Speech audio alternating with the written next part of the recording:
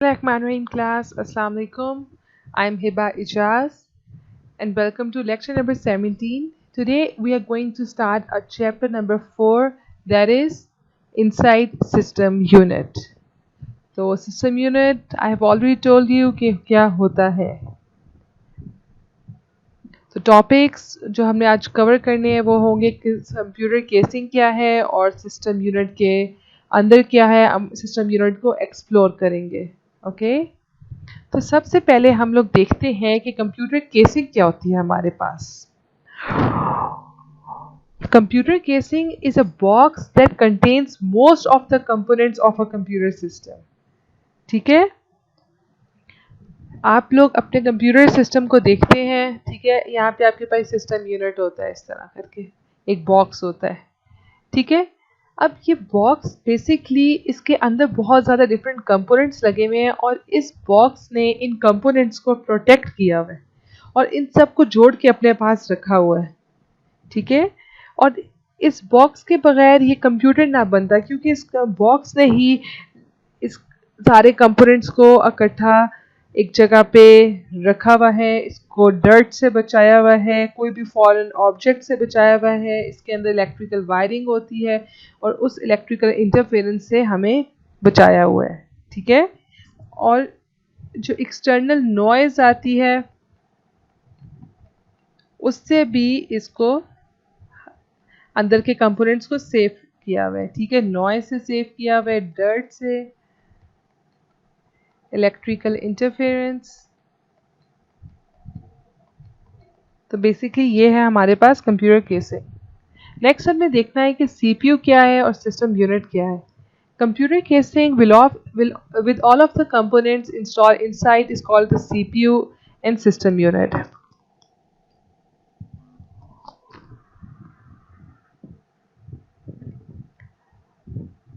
अब देखें, हमारे पास कंप्यूटर केसिंग थी. यहाँ पे इसको ये गलत लिखा हुआ है, इट्स नॉट कॉल्ड सीपीयू. ठीक है, हमारे पास कंप्यूटर की केसिंग है. इसके अंदर हमारे पास डिफरेंट कंपोनेंट्स इंस्टॉल होंगे. तो जो ये केसिंग है और इसके अंदर जो कंपोनेंट्स हैं ये ऑल टुगेदर इनको हम लोग कहते हैं सिस्टम यूनिट. अब बहुत से लोग मिसअंडरस्टैंड करते हैं, इस पूरी के पूरे ब्लॉक को कहते हैं सीपीयू. हालांकि सीपीयू ये नहीं है, बल्कि सीपीयू इसके अंदर एक मदरबोर्ड लगा हुआ है. उस मदरबोर्ड के ऊपर लगी हुई एक छोटी सी चिप है जो कि सारे के सारे कंप्यूटर के काम करती है और उसको हम माइक्रो प्रोसेसर भी कहते हैं. ठीक, तो कंप्यूटर केसिंग बेसिकली इसकी आउटर कवरिंग और इसके अंदर प्रेजेंट जो कंपोनेंट्स हैं वो सारे के सारे मिला के एक सिस्टम यूनिट बनाते हैं. और इस सिस्टम यूनिट के अंदर एक कंपोनेंट है मदरबोर्ड, उसके ऊपर एक छोटा सा कंपोनेंट है सीपीयू जिसको माइक्रो प्रोसेसर कहते हैं. दरअसल वो है. अब इस कंप्यूटर सिस्टम यूनिट के अंदर हमारे पास, मैंने इससे मदरबोर्ड का बताया, वो है. इसके अंदर इसके मेन कंपोनेंट्स है. इसके अंदर हार्ड डिस्क है, इसके अंदर डीवीडी प्लेयर होता है. ठीक है, डीवीडी राइटर, इसके अंदर रैम है और हमारे पास डिफरेंट टाइप ऑफ मेमोरीज है. नेक्स्ट हम देखते हैं कंप्यूटर केसिंग क्या है. कंप्यूटर केसिंग जैसे कि मैं बता चुकी हूँ, ये एक बॉक्स है that contains most of the components of a computer system. Okay, तो जितने भी हमारे कंपोनेंट्स हैं बेसिक सारे तक ऑलमोस्ट कंपोनेंट्स वो सारे के सारे इस कंप्यूटर केसिंग के अंदर प्रोटेक्टेड हैं. अब जो केसिंग है वो हमारे पास दो टाइप की होती है. ये आप देख सकते हैं, ये भी सिस्टम यूनिट है, ये भी सिस्टम यूनिट है. इसके ऊपर आपके पास केसिंग हुई हुई है. ठीक है, मतलब कि कवरिंग हुई हुई है. अब हमारे पास जो कंप्यूटर केसेस हैं ये दो किस्म की है. एक टावर की शक्ल में है. ठीक है, टावर किस तरह होता है, इस तरह वर्टिकल होता है. ठीक है, एक टावर की शक्ल में है क्योंकि ये वर्टिकली जा रहा है और एक हॉरिजेंटल है, तो फ्लैट है. तो टावर की जो शक्ल में है उसको हम लोग कहते हैं टावर केसिंग, और जो ये फ्लैट है इसको हम लोग कहते हैं डेस्कटॉप केसिंग. ओके, क्योंकि डेस्कटॉप के ऊपर प्लेस किया हुआ है हमने, ये फ्लैट है, इसको हम लोग डेस्कटॉप केसिंग कहेंगे. ये टावर की शक्ल का है, वर्टिकल है, इसलिए इसको टावर केसिंग कहेंगे. नेक्स्ट हम देखते हैं कि सिस्टम यूनिट के अंदर क्या क्या है. या सिस्टम यूनिट बेसिकली किन कंपोनेंट से मिलके बना है। सबसे ऊपर उसकी केसिंग है, उसको हम पढ़ चुके हैं कि केसिंग क्या होती है, इसकी आउटर कवरिंग होती है। नेक्स्ट हमने देखना है कि पावर सप्लाई क्या होता है, एंड देन उसके बाद हम लोग देखेंगे कि मदरबोर्ड क्या है। ठीक है, ये 3 बेसिक कंपोनेंट्स हैं। The purpose of power supply in the computer is to convert AC alternating current to low voltage direct current for operation of components of a computer system. हमारे पास जो घरों में बिजली आ रही है वो हमारे पास आ रही है AC ऑल्टरनेटिंग करंट की फॉर्म में आ रही है। हमारे कंप्यूटर एक डिजिटल डिवाइस है जो कि वर्क करती है DC के ऊपर, डायरेक्ट करंट के ऊपर।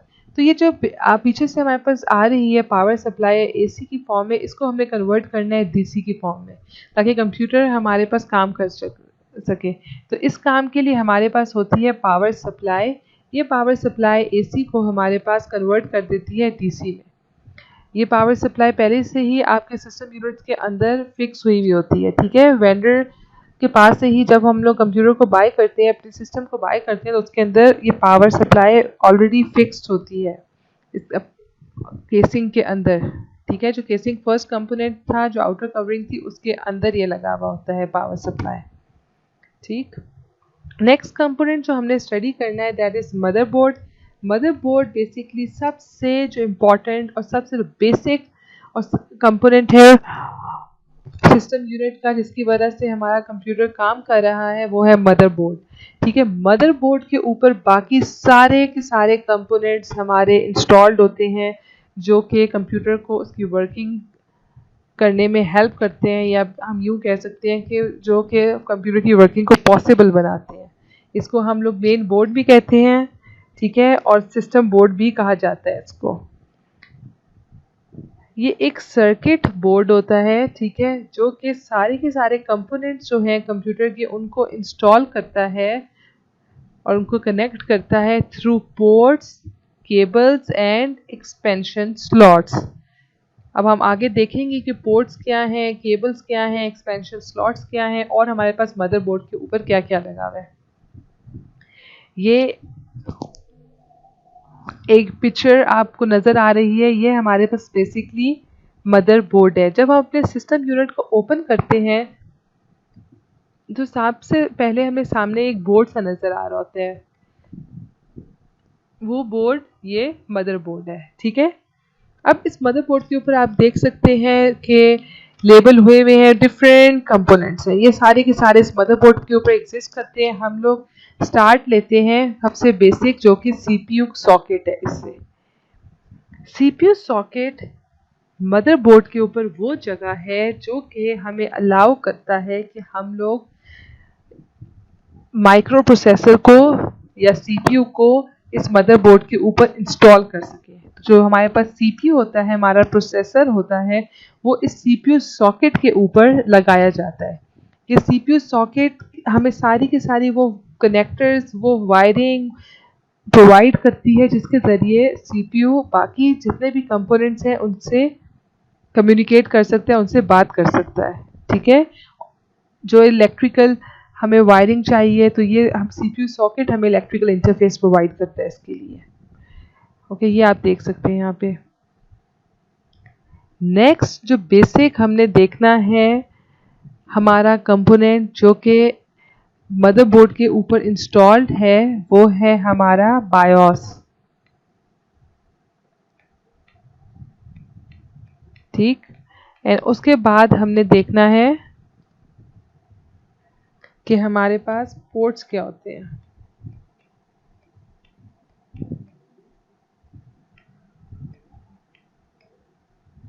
ठीक, यहाँ पे हमारे पास बायोस एग्जिस्ट करता है। इस डायग्राम में आई थिंक इसको लेबल नहीं किया गया। इस जगह पे हमारे पास इधर एक चिप होती है, ठीक है, जिसको हम लोग रोम भी कहते हैं। ओके, वो हमारे पास होती है BIOS. BIOS stands for basic input output system. ये हमारे पास एक नॉन वॉलेटाइल चिप है, मतलब ये अगर पावर चली भी जाए तो इस चिप के अंदर प्रेजेंट डाटा लॉस नहीं होता। ठीक है, वो डाटा इसके अंदर ही रहता है। ये बायोस की चिप आप लोग अपनी बुक के ऊपर डायग्राम है उसके ऊपर आप लोग देख सकते हैं, ठीक है। यहाँ पे इधर लेफ्ट बॉटम लेफ्ट कॉर्नर में आपको नज़र आ रही है। अब बेसिकली बायोस एक हमारे पास एक ऐसी चिप है जिसके ऊपर जो डाटा पड़ा हुआ है वो पावर जाने की वजह से भी लॉस नहीं होगा, इसलिए ये एक नॉन वॉलेटाइल चिप है और ये रॉम चिप है, ये रीड ओनली चिप है, ठीक है। इसको हम लोग फर्मवेयर भी कहेंगे। हमने फर्मवेयर पढ़ा था, क्या होता है फर्मवेयर? बेसिकली वो सॉफ्टवेयर होता है जो कि कंप्यूटर को मैन्युफैक्चर कर रहे होते हैं जब, तो परमानेंटली उसको इंस्टॉल कर दिया जाता है मैन्युफैक्चरर की तरफ से, ठीक है। वो प्रोग्राम्स, वो सिस्टम प्रोग्राम्स जिनको बार बार चेंज नहीं होना होता, उनको हम लोग परमानेंटली इंस्टॉल कर देते हैं एक चिप के ऊपर। तो बायोस एक फर्मवेयर है, क्योंकि बायोस के हमने बहुत अपडेट्स आते रहते हैं, अब हम लोग उनको अपडेट कर सकते हैं। वो हमने लेक्चर में पढ़ा था कि हम लोग उनको कैसे कर सकते हैं, ठीक है। EEPROM के हमने टॉपिक में पढ़ा था। तो बायोस एक ऐसा फर्मवेयर है जो कि हमारे पास इधर इंस्टॉल होगा और मदरबोर्ड के ऊपर एग्जिस्ट कर रहा है, ठीक है। जितने भी हमारे बेसिक इनपुट आउटपुट के फंक्शंस होते हैं कंप्यूटर को जैसे ही हम लोग स्टार्ट करते हैं, ठीक है, तो वो सारे के सारे काम हमारे पास बायोस करता है। हमने किसी भी डिवाइस को कनेक्ट किया है, उसकी कनेक्टिविटी, उसके कनेक्शंस, उसको लोड करना हमें बायोस प्रोवाइड करता है, ठीक है। इसके अलावा हमारे पास जब हम लोग कंप्यूटर को सेटअप करते हैं, ठीक है, जब हमने कोई विंडोज़ हम इंस्टॉल कर रहे हो तो हमने एक बूट का मतलब ये है कि हमने अब कौन से फोल्डर से स्टार्ट करना है, तो वो भी हमें ये बायोस प्रोवाइड करेगा। हमारे हार्डवेयर को, हमारे सॉफ्टवेयर को, हमने कोई भी पासवर्ड सेट करना है कंप्यूटर के ऊपर, हमने कोई टाइम सेट करना है, अपनी क्लॉक सेट करनी है, हमने किसी भी कंप्यूटर के कंपोनेंट को इनेबल करना है, कंप्यूटर के कंपोनेंट्स को डिसेबल करना है, सारी की सारी सर्विसेज हमें बायोस प्रोवाइड कर रहे हैं। और बायोस बेसिकली खुद एक फर्मवेयर है, एक चिप है non volatile, stands for basic input output system, और वो मदरबोर्ड के ऊपर लोअर लेफ्ट कॉर्नर में एग्जिस्ट करती है, ठीक। नेक्स्ट जो कंपोनेंट हमने स्टडी करना है जो कि हमारे पास एग्जिस्ट करता है मदरबोर्ड के ऊपर, वो हमारे पास है पोर्ट्स। यहाँ पे आप देख सकते हैं, यहाँ पे लिखा हुआ है back panel and IO connectors. तो जो हमारे सिस्टम यूनिट की बैक साइड पे आपको पोर्ट्स नज़र आ रही होती हैं जिसके ऊपर आप अपनी डिफरेंट पेरिफेरल्स को, मतलब कि अपने माउस को, अपने कीबोर्ड को कनेक्ट कर सकते हैं, ओके। इन सम सिस्टम यूनिट्स आपको USB कनेक्ट करने का पोर्ट भी इधर पीछे मिलता है। तो बेसिकली ये पोर्ट्स वो जगह है जहाँ पे आप अपने सिस्टम यूनिट के साथ कोई भी इनपुट आउटपुट डिवाइस, कोई भी पेरिफेरल डिवाइस कनेक्ट कर सकते हैं,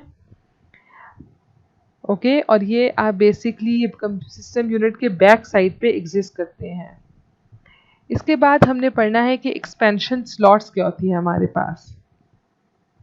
ये आप देख सकते हैं PCI express and PCI and AGP, ये तीनों हमारे पास हैं एक्सपेंशन स्लॉट्स। ये नैरो सॉकेट्स हैं, देखें पतली पतली सी ये सॉकेट्स हैं और मदरबोर्ड के ऊपर एग्जिस्ट करती हैं, ठीक है। इनके ऊपर हम लोग सर्किट कार्ड्स अपने, जिस तरह के आप लोग के मेमोरी कार्ड्स होते हैं, ग्राफिक कार्ड्स होते हैं, ये हम लोग इनके अंदर इंसर्ट करते हैं। और क्यों इंसर्ट करते हैं हम लोग? फॉर एग्जांपल मेमोरी कार्ड हम लोग क्यों इंसर्ट करते हैं? अगर आपकी सिस्टम की मेमोरी इतनी ज़्यादा नहीं है, आपको एडिशनल मेमोरी की ज़रूरत है, ठीक, तो आप इन एक्सपेंशन स्लॉट्स के अंदर एडिशनल मेमोरी, उसकी मेमोरी बढ़ाने के लिए आप एक मेमोरी कार्ड डाल देंगे, ठीक है। अगर आपकी सिस्टम यूनिट की ग्राफिक्स इतने अच्छे नहीं हैं, ओके, तो आपको क्या है, आप एक्सटर्नल कुछ यूज़ करना चाह रहे हैं, ठीक है, कैपेबिलिटीज़ को यूज़ करना चाह रहे हैं, आप अपने सिस्टम की कैपेबिलिटी को, ग्राफिक्स को बढ़ाना चाहते हैं, तो आप एक्सटर्नली उसके अंदर ग्राफिक कार्ड डाल सकते हैं। ये एक्सटर्नल कैपेबिलिटीज़ जो आप बढ़ा रहे हैं, न्यू कैपेबिलिटीज़ को आप इंसर्ट करना चाह रहे हैं, इन कार्ड्स को अगर इंसर्ट करना है आपने किसी भी एक्सपेंशन कार्ड्स को, तो आप यहाँ पर हमारे पास जो तीन ये हैं एक्सपेंशन स्लॉट्स, इनके अंदर आप इंसर्ट करते हैं, ठीक है। डिफरेंट टाइप्स की होती हैं, हमारे पास AGP है, PCI एंड PCI एक्सप्रेस है। तो इन तीनों को हम लोग कल इंशाल्लाह स्टडी करेंगे। आज के लिए ये तीन कंपोनेंट्स ही काफ़ी हैं, प्लीज़ इसको आप गो थ्रू हो, बहुत बेसिक है आज के टॉपिक में। कल एक्सपेंशन स्लॉट्स को हम लोग समझेंगे in detail. So thank you so much, Allah हाफिज़, टेक केयर। अगर कोई क्वेश्चंस हो तो प्लीज़ आस्क मी, और साथ साथ प्रिपेयर करें, और जब मैं क्वेश्चंस पूछती हूँ तो उनको क्लास में आंसर भी किया करें। अगर आप लोग आंसर नहीं करेंगे तो मैं आप लोग को रिपोर्ट करूँगी। ओके, तो बहुत आराम से प्यार से कहती रही हूँ, समझ नहीं आ रही अब सख्ती करनी पड़ेगी। ओके, चलें, thank you so much, Allah हाफिज़।